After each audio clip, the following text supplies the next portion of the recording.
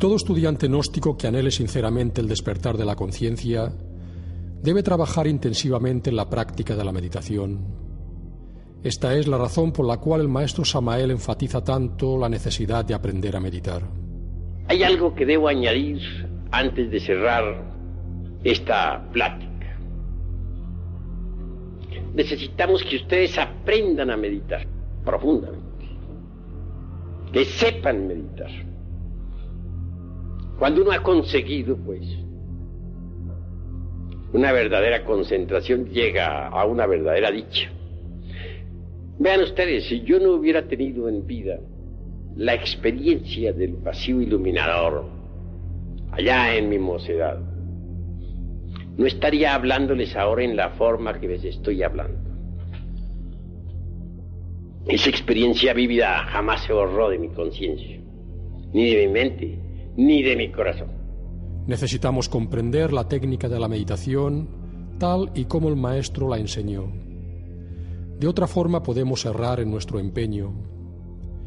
En alguna ocasión la maestra Litelantes comentó que los estudiantes gnósticos no consiguen resultados en las prácticas esotéricas porque por lo general no practican como el maestro las dejó. Y en concreto, sobre la práctica de la meditación, el maestro puso énfasis en dos tipos o clases de meditación que todo estudiante debería practicar a diario. Aquí les he enseñado una forma sencilla de meditar. Porque hay un tipo de meditación que está dedicado a la autoexploración del ego, con el propósito de desintegrarlo, de volverlo ceniza. Pero hay también otro tipo de meditación que tiene por objeto llegar algún día a la experiencia de lo real. Ojalá lo lograran ustedes, para que se sintieran animados interiormente y trabajaran sobre sí mismos. Estos dos tipos de meditación son la base de la disciplina diaria que todo estudiante gnóstico debería practicar.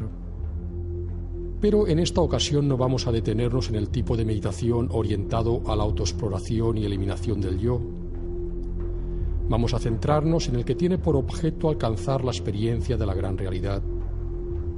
Y vamos a dar prioridad a este tipo de meditación porque el maestro decía que el trabajo interior en la muerte del yo se torna muy difícil precisamente por falta de la experiencia del vacío iluminador. Conviene experimentar la gran realidad alguna vez en la vida, porque así se llena uno de ánimo para la lucha contra sí mismo.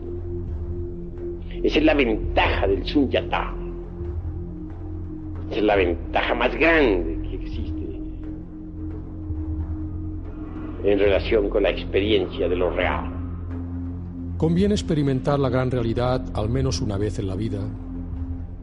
Esta experiencia interior nos transforma completamente, ya que venimos a comprender la causa íntima que nos tiene esclavizados en la cárcel de la ignorancia y del dolor, el ego.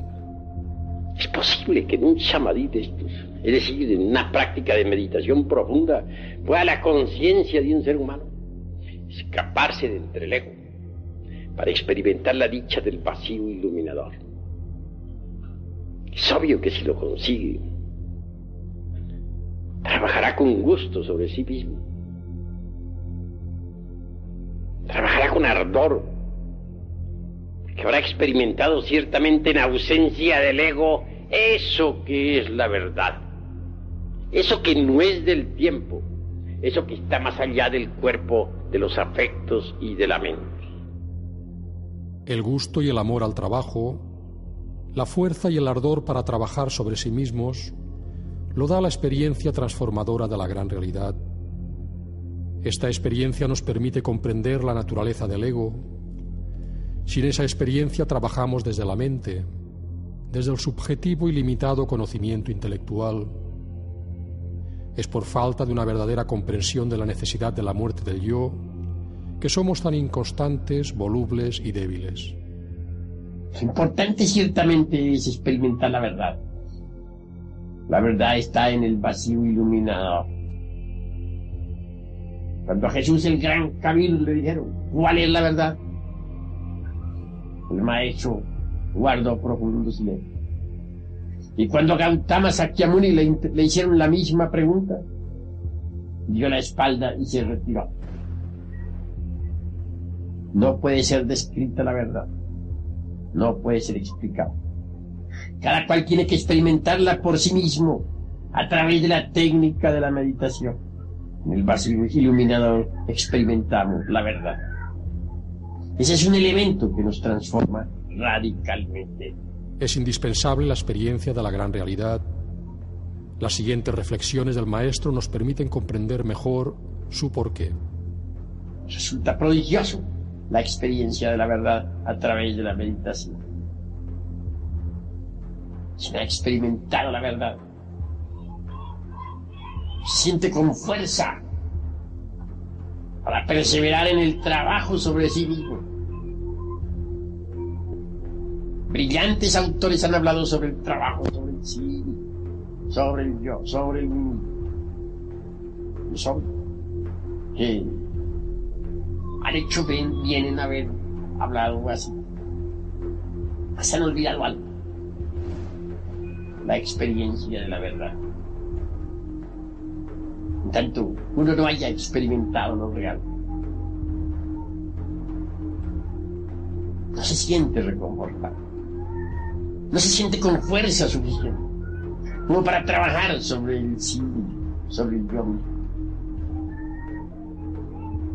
Cuando uno de verdad ha pasado por tal experiencia mística,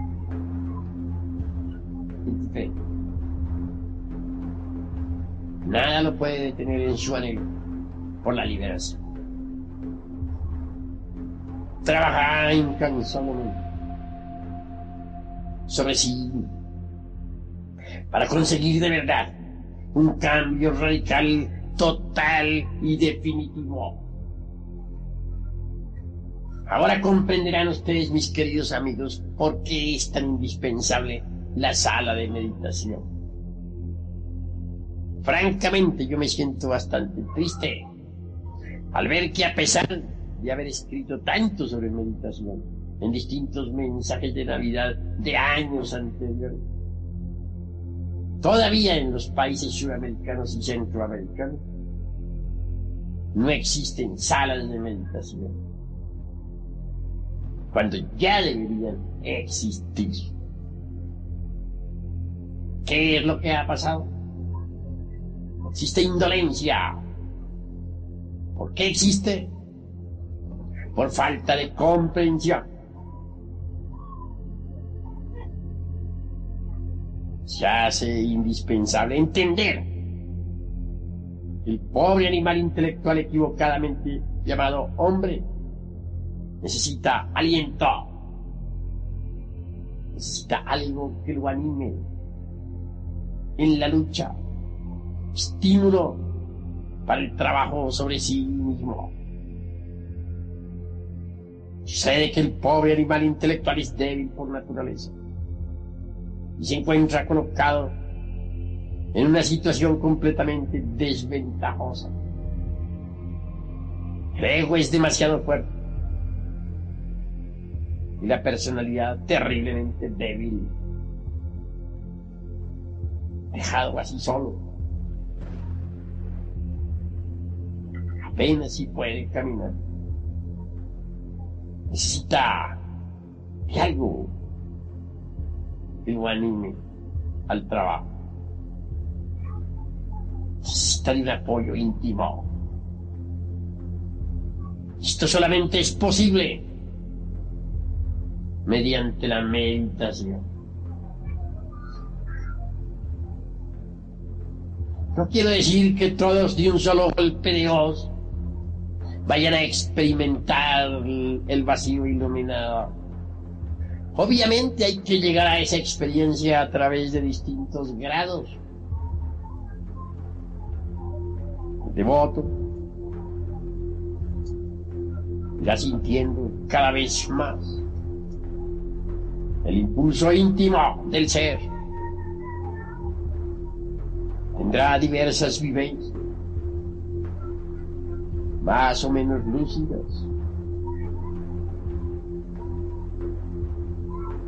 Y por último, un día llegará en que tendrá la mejor de las vivencias, la experiencia directa de la gran realidad. Entonces recibirá el Tao.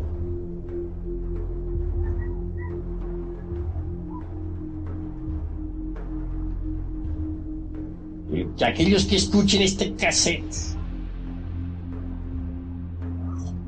sopesen bien mis palabras en la reflexión. No basta sencillamente escuchar, hay que saber escuchar, y esto es diferente. Pero el que escucha la palabra y no la hace, dice el apóstol Santiago en la Epístola Universal, se parece al hombre que se mira en el espejo y luego da la espalda y se va.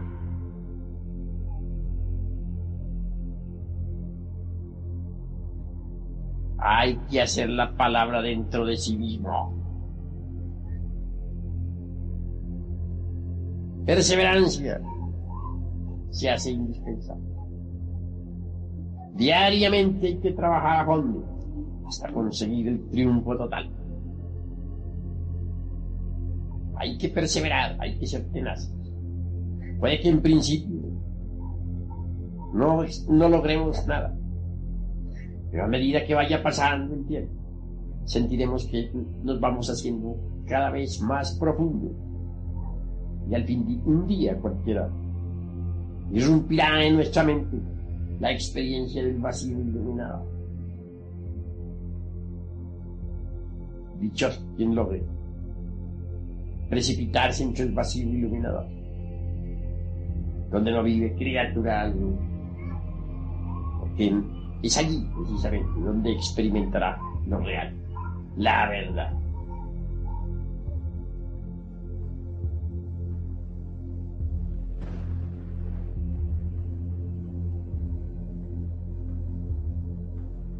Estudiaremos ahora la técnica básica de la meditación entregada por el maestro Samael, destacando los 3 puntos esenciales para su puesta en práctica. Reunidos en la sala de meditación, debemos ante todo estudiar profundamente el tema que nos interesa, el de la concentración, el dhyani, lo que es el samadhi, etcétera, etcétera, etcétera. Pensemos por un instante que ya estamos aquí todos reunidos. Voy a desarrollar el temario y luego vamos a la práctica, mis caros hermanos. El maestro podría haber comenzado sus explicaciones con unas preguntas lógicas en la práctica de la meditación. ¿Qué es lo que necesitamos realmente para poder llegar a experimentar lo real, la verdad, a través del éxtasis, del samadhi? ¿Cómo llegar a tal estado de arrobamiento místico, trascendental? Sin embargo, por una importante razón que ahora comprenderemos mejor, lo hizo con la siguiente pregunta. ¿Qué es la mente? Obviamente, tenemos muchas mentes, porque tenemos muchos yoes. Ya saben ustedes que los yoes personifican a nuestros defectos de tipo psicológico. Cada uno de esos yoes tiene su propia mente. Así pues, cuando se habla de una mente, no se está hablando con entera claridad. Mejor es pensar en las muchas mentes, y así la comprensión se hace más evidente. Así pues, mis caros hermanos, comprendiendo que la mente es múltiple porque tenemos muchas mentes, ahondemos un poco más en esta cuestión. ¿Qué es lo que necesitamos realmente para poder llegar a experimentar lo real, la verdad, a través del éxtasis, del samadhi? ¿Cómo llegar a tal estado de arrobamiento místico, trascendental? Es muy interesante, mis caros hermanos, muy interesante. Reflexionen, por favor, reflexionen. Se trata, ante todo, de conseguir la quietud y el silencio de la mente. Solo así se puede llegar al éxtasis, al samadhi. Empero, ¿cómo podríamos llegar a tal quietud, a tal silencio? Dentro de nosotros mismos tenemos múltiples yoes que viven disputándose en la supremacía. En estas condiciones, obviamente se hace difícil conseguir ese silencio y esa quietud. Pues los yoes pendencieros y gritones realmente no lo permiten. Entonces, ¿qué hacer?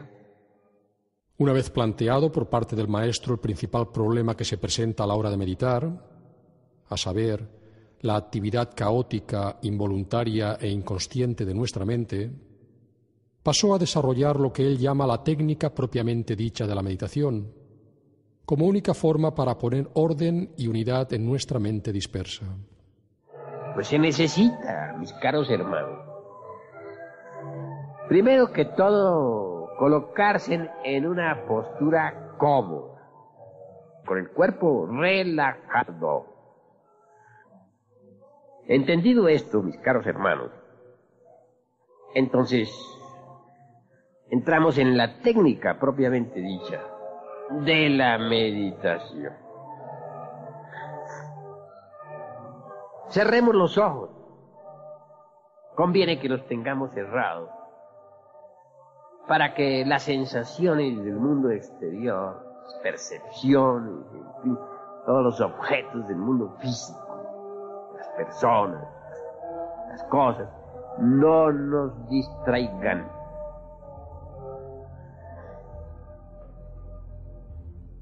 Ahora, conviene poner atención, tener la mente quieta, en silencio, por dentro y por fuera. Repito, esto solamente es posible estando atentos a lo que estamos haciendo, ¿verdad? Porque si ustedes no están atentos, ¿cómo van a tener la mente quieta y en silencio? Les viene un pensamiento, les viene otro, un deseo, cualquier cosa de esas y ya la mente no está quieta ni en silencio. Desafortunadamente, hermanos, no es tan fácil estar atento. Surge inevitablemente eso que podríamos llamar inatención. Hay pues dos estados, el de atención y el de inatención. ¿Comprendido? Si queremos estar atentos, surge lo opuesto, la inatención. ¿Y qué es lo que causa la inatención? Obviamente, los yoes que cargamos dentro, ¿verdad? Recuerdos, deseos, emociones, pasiones, acontecimientos del día, del mes, del año o de los años, memoria, rencores, resentimientos, etc. Eso es obvio. ¿Qué hacer entonces con toda esa multiplicidad del yo? ¿Qué hacer con esa inatención? Observarla, mis caros hermanos, observarla. Cuando uno serenamente observa todas las fases de la inatención, cuando de verdad las mira en forma detallada y sin tomar partido por esto o por aquello, en esa misma observación de lo que es inatento, surge la real atención. Cuando ésta surge, la mente queda quieta y en silencio. Así pues, mis caros hermanos, conociendo esta técnica, debemos meditar. No quiero decirles a ustedes que la labor resulte fácil. Es obvio que este trabajo es difícil. Empero no es imposible. Y conduce ostensiblemente a la iluminación mística. Esta es la primera parte de la técnica básica de la meditación enseñada por el maestro. Así de simple y sencilla.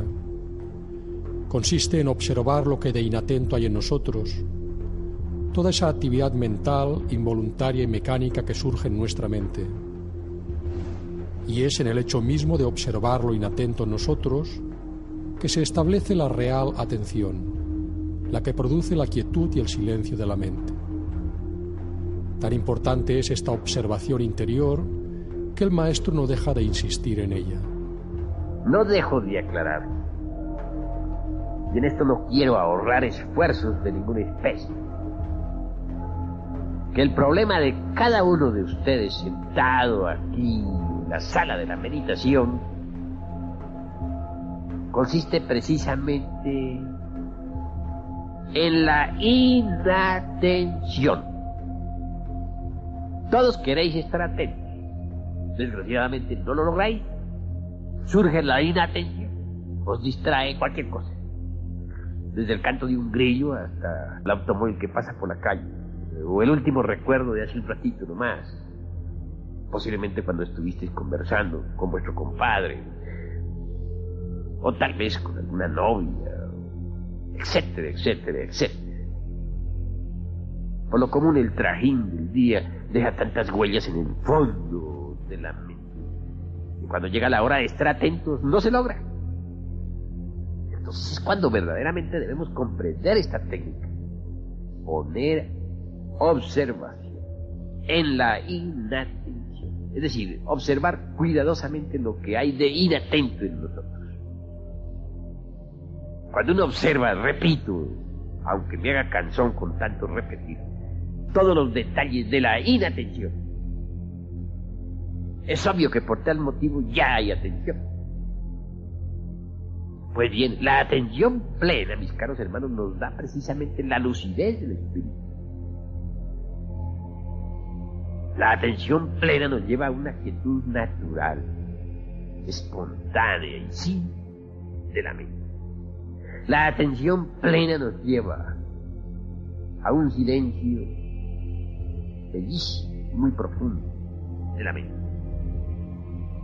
Hay que crear en la meditación el clima favorable para una atención así tan plena, y se crea ese ambiente favorable cuando se observa a fondo lo inatento. Entonces viene de hecho la atención natural, y eso es lo indispensable para llegar a la verdadera iluminación interior, mística, profunda. Hay mantras que ayudan también. Pero hoy no voy a citarles matas. Hoy quiero que comprendan la técnica. Una vez comprendida y dominada la técnica, entonces sí podemos utilizar con posibilidades de éxito los mantras y ejercicios que el maestro entrega para alcanzar el vacío iluminador. Mas hay una segunda parte que debemos tener en cuenta en esta técnica de la meditación y que el maestro indicó al dirigir una práctica a sus estudiantes. Bueno, mis caros hermanos, vamos ahora pues a meditar. Empiecen por observar lo que vaya surgiendo en su mente y con mucho cuidado. Pongan atención. Pongan atención en lo que uno tiene de inatento. Lo que uno tiene de inatento son los deseos que van apareciendo, las emociones, las pasiones, los recuerdos de las cosas del día, del ayer, del anteayer, etcétera, etcétera, etcétera. Observen, por favor, observen lo que vaya apareciendo en su mente. Observen y con mucho cuidado observen. Pongan atención en todo eso que vaya apareciendo. Ahora en la forma que les estoy hablando. Esa experiencia vívida jamás se borró de mi conciencia, ni de mi mente, ni de mi corazón. Necesitamos comprender la técnica de la meditación tal y como el maestro la enseñó. De otra forma podemos errar en nuestro empeño. En alguna ocasión la maestra Litelantes comentó que los estudiantes gnósticos no consiguen resultados en las prácticas esotéricas porque por lo general no practican como el maestro las dejó. Y en concreto, sobre la práctica de la meditación, el maestro puso énfasis en dos tipos o clases de meditación que todo estudiante debería practicar a diario. Aquí les he enseñado una forma sencilla de meditar. Porque hay un tipo de meditación que está dedicado a la autoexploración del ego, con el propósito de desintegrarlo. Que habrá experimentado ciertamente en ausencia del ego eso que es la verdad. Eso que no es del tiempo. Eso que está más allá del cuerpo, de los afectos y de la mente. El gusto y el amor al trabajo, la fuerza y el ardor para trabajar sobre sí mismos, lo da la experiencia transformadora de la gran realidad. Esta experiencia nos permite comprender la naturaleza del ego. Sin esa experiencia trabajamos desde la mente, desde el subjetivo y limitado conocimiento intelectual. Es por falta de una verdadera comprensión de la necesidad de la muerte del yo que somos tan inconstantes, volubles y débiles. Lo importante ciertamente es experimentar la verdad. La verdad está en el vacío iluminador. Cuando a Jesús el gran cabildo le dijeron, ¿cuál es la verdad? Porque así se llena uno de ánimo para la lucha contra sí mismo. Esa es la ventaja del Sunyata. Esa es la ventaja más grande que existe en relación con la experiencia de lo real. Conviene experimentar la gran realidad al menos una vez en la vida. Esta experiencia interior nos transforma completamente, ya que venimos a comprender la causa íntima que nos tiene esclavizados en la cárcel de la ignorancia y del dolor, el ego. Es posible que en un samadhi de estos, es decir, en una práctica de meditación profunda, pueda la conciencia de un ser humano escaparse de entre el ego para experimentar la dicha del vacío iluminador. Es obvio que si lo consigue, trabajará con gusto sobre sí mismo. Trabajará con ardor.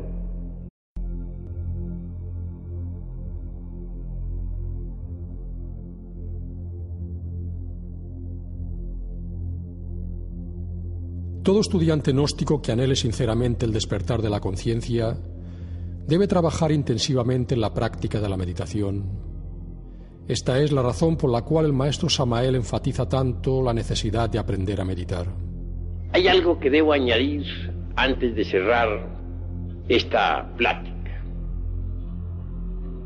Necesitamos que ustedes aprendan a meditar profundamente, que sepan meditar. Cuando uno ha conseguido, pues, una verdadera concentración, llega a una verdadera dicha. Vean ustedes, si yo no hubiera tenido en vida la experiencia del vacío iluminador, allá en mi mocedad, no estaría hablándoles a volverlos ceniza.